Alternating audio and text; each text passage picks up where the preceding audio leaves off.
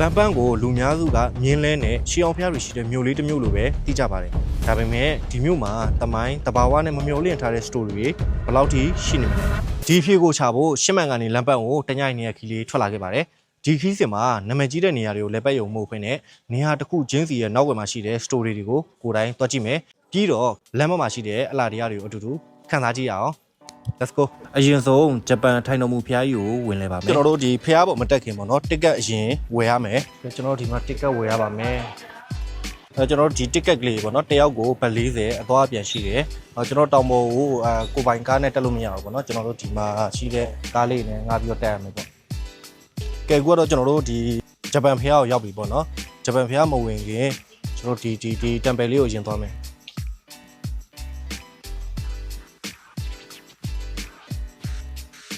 လူပအောင်ရောက်ပါပြီ။တော်တော်လိုက်။ရာသူတို့ဘလောက်ပူလဲဆိုလို့ရှိရင်မှကျွန်တော်မြစ်ထဲမှာရှိတဲ့ရေတောင်မှခန်းကုန်မရှိဘူး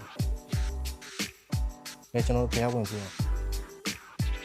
ရွှေနဲ့အနဲ့ရောင်တော့ကိုထားတာမှမပေါ်တာ။ပုံမှန်ဆိုရင်ရွှေနဲ့အဖြူနဲ့ကိုကြ။ဟုတ်။လာနော်။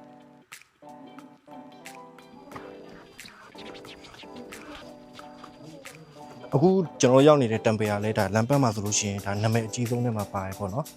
သူ view ကလည်းတော်တော်လှမနက်ခင်းနေထွက်တာတွေနေကြတာကြည့်ရင်ရန်လှတယ်ဒီတမ်ပယ်ကထူးခြားတာကကြတော့ကျွန်တော်တို့အဓိကရွှေရောင်နဲ့ဒီအမဲရောင်တွေကိုပဲအဓိကထားပြီးသုံးထားတာဆိုတော့ဒါကြီးလိုက်တာနဲ့ထင်နိုင်မဲ့ပေါ့နော်ကြဒါပြီးရင်တော့ကျွန်တော်တို့ဒါဟိုဂျပန်ဖျားရှိကိုသွားပါမယ်ကဲကျွန်တော်တို့ဖျားပေါ်စပြီးတက်ပါပြီကျွန်တော်ဒီဖျားမှာထူးခြားဆိုလို့ရှိရင်ဒီမှာကြောင်ရုပ်ကလေးပေါ့ဖျားပတ်လည်မှာဆိုလို့ရှိရင်ကြောင်ရုပ်လေးထားတာ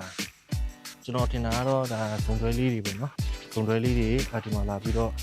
ကျွန်တော်စာလေးရေးပြီးတော့ဒါစူတောင်းပြီးတော့ဒီမှာထားခဲ့လို့ထင်တာပဲဖြစ်ကန်လေးရလားဒီ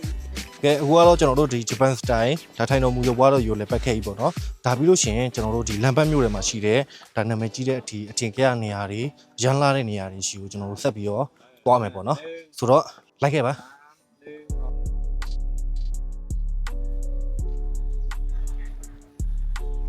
အခုကျွန်တော်တို့ဒါလမ်ပန်းမြို့ရဲ့အဓိက highlight ဖျားကိုရောက်ပါပြီဘလောက်လှလဲခဏလဲဆိုတာကျွန်တော်နဲ့အတူတူလိုက်ကြည့်လဲပေါ့နော် let's go ကဲဖျားဝင်ဖို့ဒီတိုင်နေရတော့ကျွန်တော်ဒီရှင်းမိုင်လက်ရလက်နလက်ရရေပေါ့နော်ဒီမဲ့ခုံဒီမဲ့ကျွန်တော်ဒါတော့ကျွန်တော်ဒီမြန်မာလက်ရစတိုင်ပေါ့ကျွန်တော်ဒီဖျားမှာကြတော့ဒါရှေးဟောင်းဒါလက်နလက်ရရေမြန်မာလက်မှုပညာရေဒါတွေ့ရရေပေါ့နည်းနည်းပေါ့အခုကျွန်တော်ရောက်နေတဲ့တံပယ်ကကြတော့ဒါလမ်းပန်းရဲ့ပြရုပ်စီရီတော်ကြီးဖြစ်ပါတယ်ဒီဖျားကိုရောက်တဲ့ခန်းစားချက်ကကျတော့ကျွန်တော်ဟိုရှေးကြတယ်ပေါ့နော်ရှေးကြတယ်ဆိုတော့ခန်းစားချက်ကြီးရတယ်စီရီတော်ကြီးဆိုလို့ကြည့်အောင်ဘာရွှေသင်္ကန်းမှာဘာမှမကတ်ဘူးဒီတိုင်းပဲကျွန်တော်တို့ဒီဖျားတော်တော်များများမှာဒီမှာဆိုလို့ရှိရင်လည်းဒါကုံဖန်ဒါမျိုးစောင်းနဲ့ဒါဘလူးကြီးပေါ့နော်ကျွန်တော်တို့ဒီရှင်းမိုင်ကစပယ်ပန်းဖျားတို့မှာဆိုလို့ရှိရင်လည်းဒါမျိုးစောင်းနဲ့ဘလူးကြီးကိုဒါအကြီးအောင်ရုပ်ထုထားပြီးတော့ဒါကိုးကွယ်ထားတာပေါ့နော်ကဲကျွန်တော်တို့ဒီလမ်ပန်းဖျားလေပြီးသွားလို့ရှိရင်တော့ဒါလမ်ပန်းရောက်လို့ရှိရင်မဖြစ်မနေလိုရမယ့်အရာတစ်ခုရှိတယ်အဲ့ဒါတော့ကျွန်တော်တို့ဒါမြင်းလဲစီးရမှာပေါ့နော်ဆိုတော့ကျွန်တော်တို့မြင်းလဲဂိတ်ကိုသွားမယ်ပြီးရင်တော့ကျွန်တော်တို့ဈေးဘယ်လောက်ရှိလဲသွားမေးမယ်ပြီးရင်တော့ဒါလမ်ပန်းမျိုးရဲ့အလှကိုခန်းစားမယ်ပေါ့ဗျာ let's go နေရာတော့ပူတယ်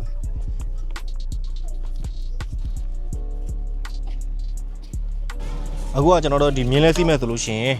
ဒါ10မိနစ်ဆိုလို့ရှိရင်တစ်စီးကို300ပေါ့နော်သူကမြို့ကိုပတ်မှာမဟုတ်ဘူးဒီဖျားရဲ့ဒီနောက်ကပဲပတ်မှာဆိုတော့မစီးတော့ဘူးလीနော်300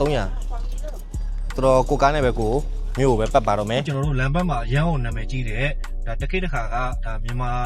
မာတစ်လုပ်ငန်းရှင်ဦးမောင်ငွေစင်ပိုင်တဲ့ဒါအဆောက်အဦကိုတွားရောက်ပြီးတော့လေ့လာပဲပေါ့နော်ကဲခုကျွန်တော်တို့ဦးငွေစင်ရဲ့အိမ်ကိုရောက်ပါပြီဒါတော့ကျွန်တော်တို့မြန်မာပြည်သားဦးမောင်ငွေစင်ရဲ့ဒါမိသားစုရဲ့ဒါတမိုင်းချောင်းလေးပေါ့နော်လာထဲသွားကြည့်ကြအောင်ဒါသူတို့ရဲ့ဒါလက်မှုပညာလေးတွေထွေထူးတော့တိတ်မရှိဘူးပေါ့နော်ဒီအိမ်ကအရင်ကကျတော့ကျွန်တော်တို့မြန်မာပြည်သားဒါဦးမောင်ငွေစင်ရဲ့တစ်ထုတ်လုပ်ငန်းလုပ်ကိုင်တဲ့ဒါစီးပွားပညာရှင်ရဲ့အိမ်ပေါ့လေအရင်ကတော့ဒါတော့ကျွန်တော်တို့ဒီဦးမောင်ငွေစင်တို့အရင်ကသုံးခဲ့တဲ့ဒါမီးဘူးအိုးလေးတွေ ဂျင်စီမီကွက်ကလေးဗာလေးညာလေးပေါ့အဲ့ဒါလေးကိုအဓိကပြထားတာကျွန်တော်တို့ဒီမြန်မာပြည်သားအတွက်တော့ဒါဂုဏ်ယူစရာမရှိချာကြမိဂုဏ်ယူလို့ရပါဗျာကျွန်တော်ထိုင်းနိုင်ငံမှာဒါကိုရီမြန်မာနိုင်ငံသားတူပိုင်နဲ့ဒါအင်ကိုဒါဒီသူ့ရဲ့နာမည်အတိုင်းကျွန်တော်တို့ဒီမှာပြခန်းအဖြစ်ပေါ့နော်ဒါပြပြီးတော့ပြန်ပြီးတော့ဒါဖွင့်လှစ်ထားတာဆိုတော့ကျွန်တော်တို့ဒီလမ်းပတ်မြို့ကိုလာရောက်လည်ပတ်ခဲ့လို့ရှိရင်လည်းကျွန်တော်တို့ဒီမြန်မာငွေတက်ရှိတဲ့ဒါဥမောင်ငွေစင်ရဲ့ဒါအိမ်ကိုတစ်ချက်လောက်လာပြီးတော့ဒါလေးလာစေချင်တယ်ပေါ့နော်အိမ်ကတော့သူကနှစ်ထပ်ရှိတယ်ဒါပေမဲ့သူကအောက်ထပ်ကလေးကိုပဲအဓိကသူကပြထားတာအပေါ်တက်တွေကျတော့ပိတ်ထားပြီပေါ့နော်ကျွန်တော်ဒီအိမ်ရှိမှဆိုလို့ရှိရင်ဒါစနေတနင်္ဂနွေညစေးလမ်းပေါ့နော်ဒီလမ်းကတော်တော်လှတယ်တော်တော်လေးလည်းရှိကြတယ်ပြီးကြလို့ရှိရင်ကျွန်တော်လိုက်ပြပေးမယ်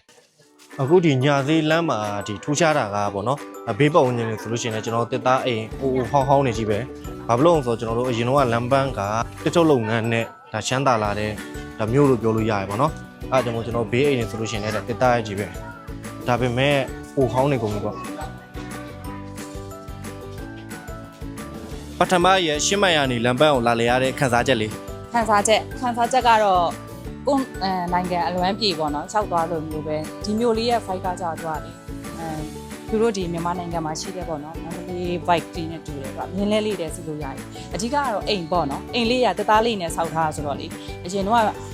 နေခဲ့တဲ့အဘိုးဘွိုင်းနဲ့နေခဲ့တဲ့ခန်းစားချက်လေးကိုပြန်ပြီးတော့တတိယမိတယ်ကောင်းပါတယ်ဒီကနေခန့်နေရလဲဖော်ရရဆိုတော့ဒီမျိုးလေးကိုတော့သဘောကျတယ်ကဲကျွန်တော်တို့ day 1ရှင်းမိုင်လမ်းပတ်ခီးစီလင်ရတော့ဒီလောက်ပါပဲခင်ဗျာမနက်ဖြန် day 2မှာလမ်းပတ်မျိုးရဲ့နာမည်ကြီးကိုကို Iceland တို့တင်မင်းတပံရထားလမ်းတို့ကိုခေါ်သွားပြပေးပါမယ်ဆိုတော့ page ကိုလည်း like and follow လုပ်ပြီးတော့စောင့်ကြည့်ပေးပါခင်ဗျာမနက်ဖြန် day 2မှာပြန်ပြီးတော့တွေ့ကြပါမယ် bye bye